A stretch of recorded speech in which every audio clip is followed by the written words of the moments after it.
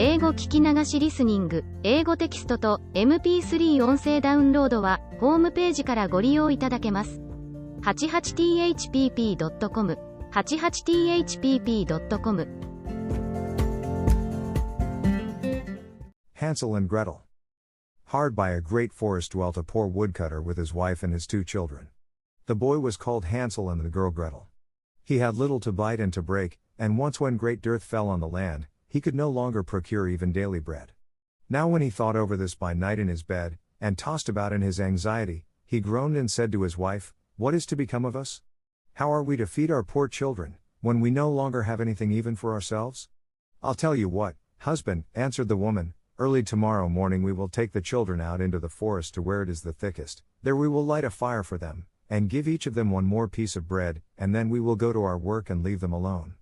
They will not find the way home again, and we shall be rid of them." "No, wife," said the man, "I will not do that. How can I bear to leave my children alone in the forest? The wild animals would soon come and tear them to pieces." "Oh, you fool," said she, "then we must all 4 die of hunger. You may as well plane the planks for our coffins," and she left him no peace until he consented. "But I feel very sorry for the poor children, all the same," said the man.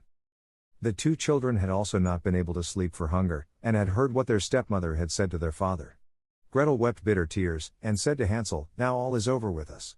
"Be quiet, Gretel," said Hansel, "do not distress yourself, I will soon find a way to help us." And when the old folks had fallen asleep, he got up, put on his little coat, opened the door below, and crept outside. The moon shone brightly, and the white pebbles which lay in front of the house glittered like real silver pennies. Hansel stooped and stuffed the little pocket of his coat with as many as he could get in. Then he went back and said to Gretel, "Be comforted, dear little sister, and sleep in peace, God will not forsake us," and he lay down again in his bed. When day dawned, but before the sun had risen, the woman came and awoke the 2 children, saying, "Get up, you sluggards. We are going into the forest to fetch wood." She gave each a little piece of bread, and said, "There is something for your dinner, but do not eat it up before then, for you will get nothing else." Gretel took the bread under her apron, as Hansel had the pebbles in his pocket.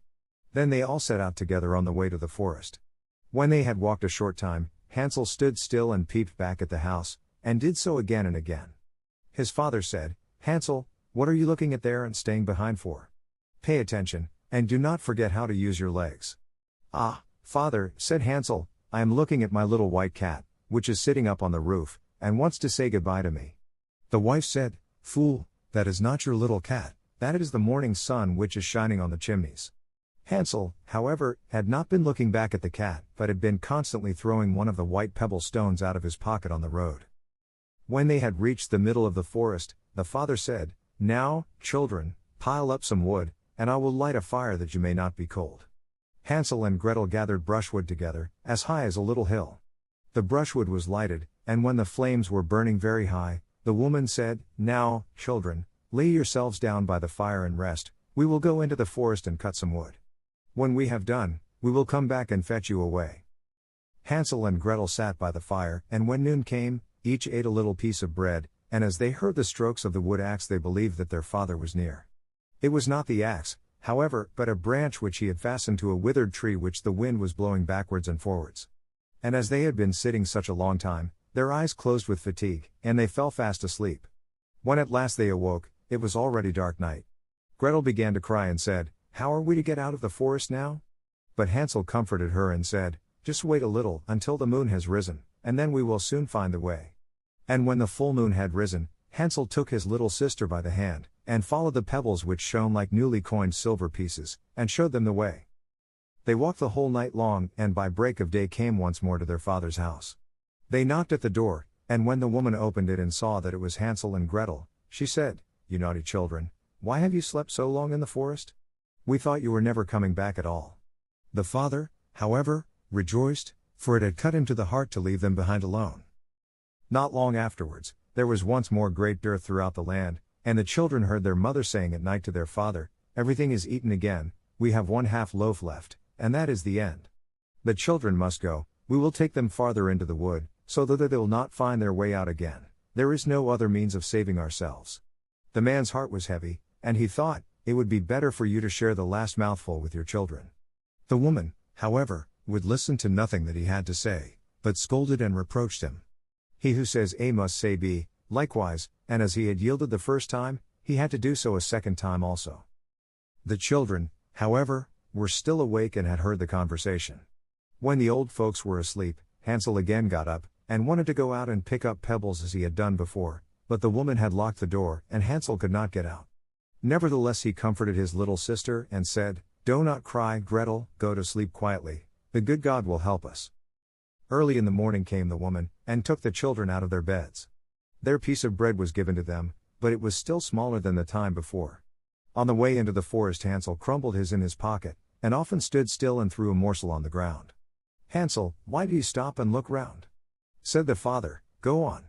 "I am looking back at my little pigeon which is sitting on the roof, and wants to say goodbye to me," answered Hansel. "Fool!" said the woman, "that is not your little pigeon, that is the morning sun that is shining on the chimney." Hansel, however, little by little threw all the crumbs on the path. The woman led the children still deeper into the forest, where they had never in their lives been before. Then a great fire was again made, and the mother said, "Just sit there, you children, and when you are tired you may sleep a little. We are going into the forest to cut wood, and in the evening when we are done, we will come and fetch you away." When it was noon, Gretel shared her piece of bread with Hansel, who had scattered his by the way. Then they fell asleep and evening passed, but no one came to the poor children. They did not awake until it was dark night, and Hansel comforted his little sister and said, "Just wait, Gretel, until the moon rises, and then we shall see the crumbs of bread which I have strewn about. They will show us our way home again." When the moon came they set out, but they found no crumbs, for the many thousands of birds which fly about in the woods and fields had picked them all up. Hansel said to Gretel, "We shall soon find the way," but they did not find it. They walked the whole night and all the next day too from morning till evening, but they did not get out of the forest, and were very hungry, for they had nothing to eat but 2 or 3 berries, which grew on the ground. And as they were so weary that their legs would carry them no longer, they lay down beneath a tree and fell asleep. It was now 3 mornings since they had left their father's house. They began to walk again, but they always came deeper into the forest, and if help did not come soon, they must die of hunger and weariness. When it was midday, they saw a beautiful snow-white bird sitting on a bough, which sang so delightfully that they stood still and listened to it. And when its song was over, it spread its wings and flew away before them, and they followed it until they reached a little house, on the roof of which it alighted, and when they approached the little house they saw that it was built of bread and covered with cakes, but that the windows were of clear sugar. "We will set to work on that," said Hansel, "and have a good meal. I will eat a bit of the roof, and you, Gretel, can eat some of the window, it will taste sweet." Hansel reached up above, and broke off a little of the roof to try how it tasted, and Gretel leant against the window and nibbled at the panes. Then a soft voice cried from the parlor, "Nibble, nibble, gnaw, who is nibbling at my little house?" The children answered, the wind, the heaven-born wind," and went on eating without disturbing themselves. Hansel, who liked the taste of the roof, tore down a great piece of it, and Gretel pushed out the whole of one round window pane, sat down, and enjoyed herself with it.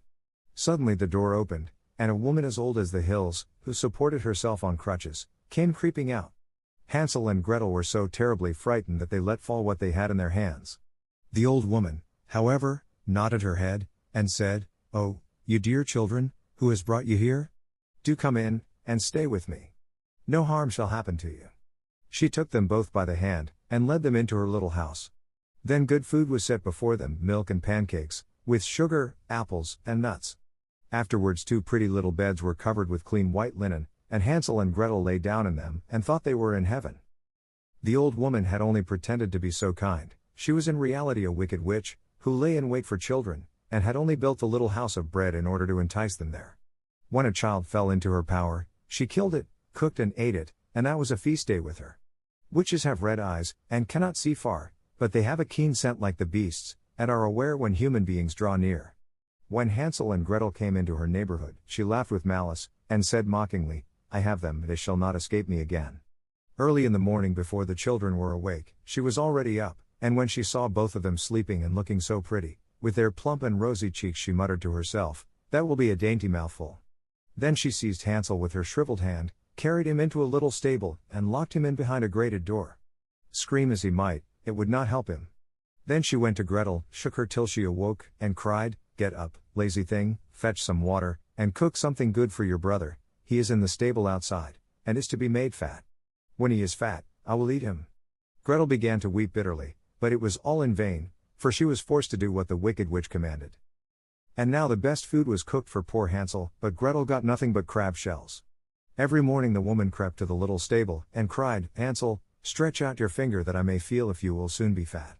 Hansel, however, stretched out a little bone to her, and the old woman, who had dim eyes, could not see it, and thought it was Hansel's finger, and was astonished that there was no way of fattening him. When 4 weeks had gone by, and Hansel still remained thin, she was seized with impatience, and would not wait any longer. "Now, then, Gretel," she cried to the girl, "stir yourself, and bring some water. Let Hansel be fat or lean, tomorrow I will kill him, and cook him." Ah, how the poor little sister did lament when she had to fetch the water, and how her tears did flow down her cheeks. "Dear God, do help us," she cried. "If the wild beasts in the forest had but devoured us, we should at any rate have died together." "Just keep your noise to yourself," said the old woman, "it won't help you at all." Early in the morning, Gretel had to go out and hang up the cauldron with the water, and light the fire. "We will bake first," said the old woman. "I have already heated the oven, and kneaded the dough." She pushed poor Gretel out to the oven, from which flames of fire were already darting. "Creep in," said the witch, "and see if it is properly heated, so that we can put the bread in." And once Gretel was inside, she intended to shut the oven and let her bake in it, and then she would eat her, too. But Gretel saw what she had in mind, and said, "I do not know how I am to do it. How do I get in?" "Silly goose," said the old woman. "The door is big enough, just look, I can get in myself." And she crept up and thrust her head into the oven. Then Gretel gave her a push that drove her far into it, and shut the iron door, and fastened the bolt. Oh! Then she began to howl quite horribly, but Gretel ran away in the godless which was miserably burnt to death. Gretel, however, ran like lightning to Hansel, opened his little stable, and cried, "Hansel, we are saved. The old witch is dead." Then Hansel sprang like a bird from its cage when the door is opened. How they did rejoice and embrace each other, and dance about and kiss each other. And as they had no longer any need to fear her, they went into the witch's house, and in every corner there stood chests full of pearls and jewels. "These are far better than pebbles," said Hansel, and thrust into his pockets whatever could be got in, and Gretel said, "I, too, will take something home with me," and filled her pinafore full. "But now we must be off," said Hansel, "that we may get out of the witch's forest." When they had walked for 2 hours, they came to a great stretch of water. "We cannot cross," said Hansel, "I see no foot plank, and no bridge." "And there is also no ferry," answered Gretel, "but a white duck is swimming there. If I ask her, she will help us over." Then she cried, little duck, dost thou see, Hansel and Gretel are waiting for thee? There's never a plank, or bridge in sight, take us across on thy back so white." The duck came to them, and Hansel seated himself on its back, and told his sister to sit by him. "No," replied Gretel, "that will be too heavy for the little duck, she shall take us across, one after the other." The good little duck did so, and when they were once safely across and had walked for a short time, the forest seemed to be more and more familiar to them, and at length they saw from afar their father's house. Then they began to run, rushed into the parlor, and threw themselves round their father's neck. The man had not known one happy hour since he had left the children in the forest. The woman, however, was dead. Gretel emptied her pinafore until pearls and precious stones ran about the room, and Hansel threw one handful after another out of his pocket to add to them.